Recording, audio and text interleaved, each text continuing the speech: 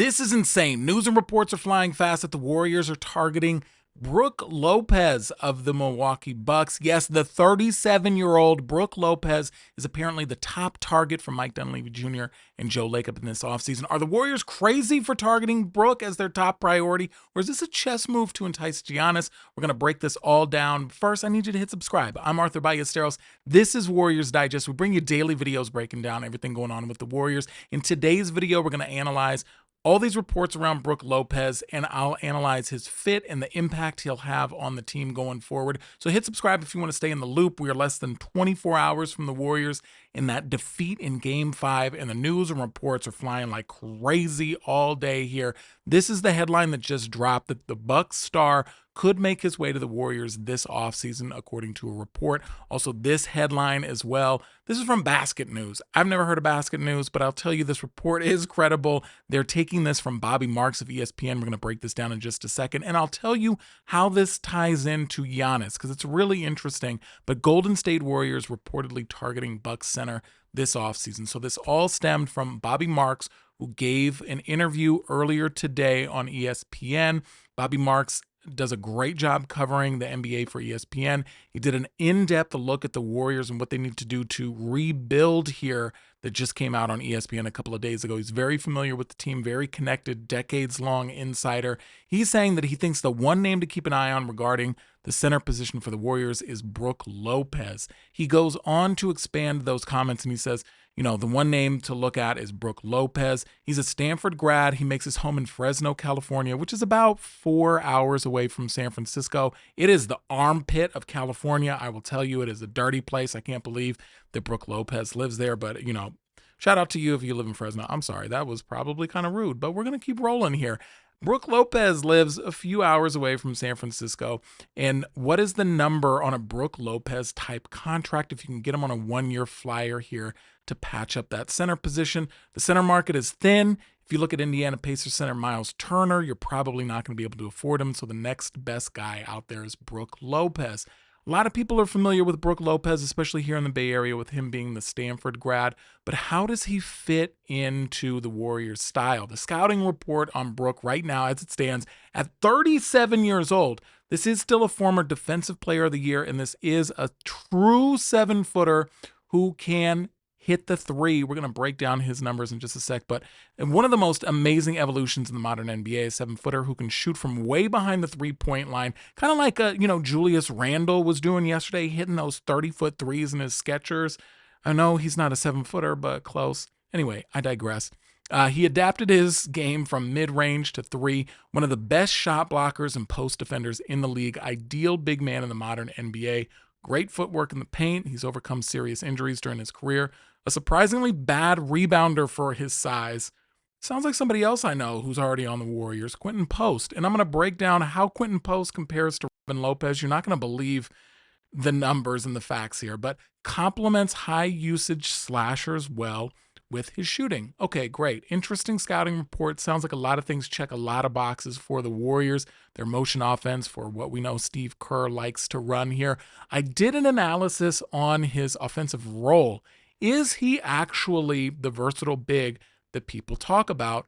Are they kind of holding on to a prior memory of Brook? Well, first, let's look at his stats for last year here. Still averaged 13 points, a shockingly low number of rebounds, only 5 rebounds for a guy who's 7'1".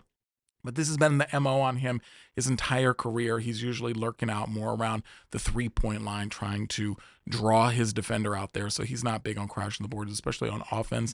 But still, look at that, a big number there. Almost 2 blocks a game, still getting about a half steal a game, only 1 turnover a game, really smart with the ball, high IQ player that you know Steve Kerr loves. This guy is a Stanford graduate as well, don't forget that. Still shooting 37% from behind the arc.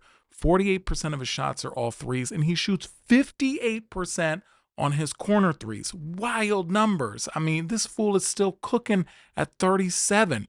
But let's take a look at his actual offensive role here. So this is what I had put together. This is an analyzer using data from Basketball Reference.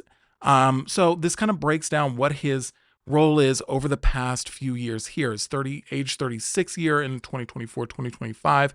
When you look at it, 60% of the time he's playing that identical versatile big role.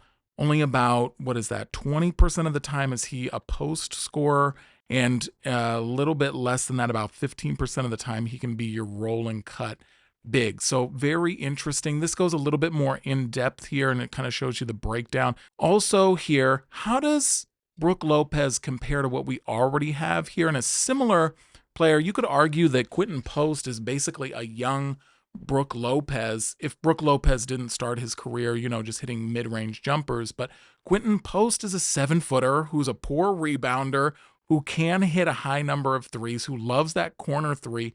Very similar. So how does Post break down when it comes to his offensive role? He's playing more of the stretch big, a little bit different than the versatile big role. He's playing that about 50% of the time, but then he can also, a little bit more often than Brook can, he can be your roll and cut big. So it's kind of interesting to compare the two. I think that you could see Quinten Post evolving into a Brook Lopez style player on offense. Definitely not defense, because Brook still at those 2 blocks a game, playing about 32 minutes last year, he still has the ability to change the game on the defensive end, which is just out of the question right now for Quinten Post. He gets bullied down there by better, bigger defenders and offensive players, so you're just not going to see that.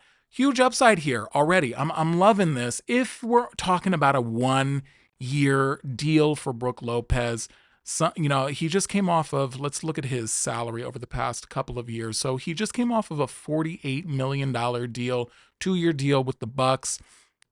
Still incredibly versatile. When you look at this guy, he's only missed a couple of games over the past 2 years here. So he's well worth the money. He's earned over $220 million in his career. Would he be willing to take something closer to a vet minimum here to get another shot at a championship? I mean, I don't see why not, especially when you consider that he and Giannis are best friends. Very interesting. Why would the Warriors' top priority in the offseason be going out and getting Brook Lopez? Well, he checks a couple of boxes here. One, you need a paint defender, obviously. Can you imagine if we had a Brook Lopez type who's defending the paint in this series here against the Timberwolves when they scored 72 points in the paint last game? Completely different story we're talking about. If those minutes that Quinten Post was getting and Kevon Looney could have been going to Brook Lopez, I mean, we may be talking about game 6 at this point. He's that type of player, even this old.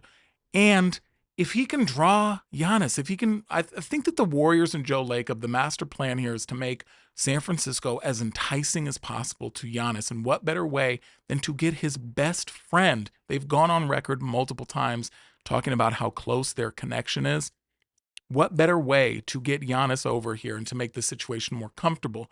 Very interesting. I would keep an eye on this, because still, I mean, Brook is even still impressive on his own. When you look at his injuries, you think 37-year-old big guy and you get scared. Now, he did have a big back surgery back in the 2021-2022 season, kept him out. He missed the first 67 games, didn't come back from that injury until March. But look at the rest of his career. He's only ever really missed 1 game at a time, which is wild for a 7'1" big who's been in the league since 2008. 37 years old, just speaks to his versatility. I think that this is a great move at the right price. If you can get him here on a 1-year deal, maybe it's around $8-9 million, you can make that work. You got plenty of flexibility here.